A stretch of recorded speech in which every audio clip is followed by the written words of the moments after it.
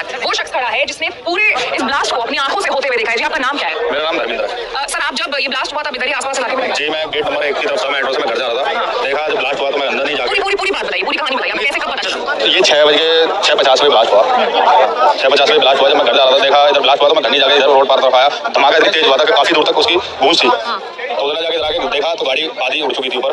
उस गाड़ी जिसको धमाका हुआ उसमें कोई नहीं बचा।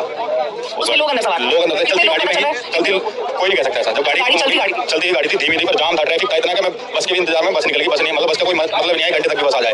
मेट्रो जाना पड़े इतना ट्रैफिक है कि बत्ती का तो बहाना है कि बत्ती हो रही है, ट्रैफिक रहते रहता है 24 घंटे। पुलिस प्रशासन की इतनी लापरवाही है। मौके पे 2 पुलिस वाले थान सिंह और एक अजय कांस्टेबल सामने से धमाके से सामने चौकी से जब आए। वो अंदर गाड़ी में कोई नहीं बचा। अंदर उस गाड़ी में कोई नहीं बचा जिसमें धमाका। उससे अलग भी 4 गाड़ी कमर्शियल खड़ी है वहाँ पे, उनमें धमाका हुआ। उसमें से बॉडी निकाल के तब पब्लिक की मदद से हमने गाड़ी में से बॉडी निकाल के भिजवाई है। और एक उसमें घायल था जो टैक्सी ड्राइवर था उसे भेजा गया। 2 बॉडी आधी ये नीचे का हिस्सा नहीं ऊपर गई, जो रोड पर पड़ी है वो उठाई है। फिर एक थोड़ा सी पीछे मेट्रो गई गाड़ी के ऊपर ही डैमेज पे चलता हुआ कोई रोड पार करता हुआ ऊपर गाड़ी पे पड़ा। आपने खुद कितनी बॉडीज निकाली?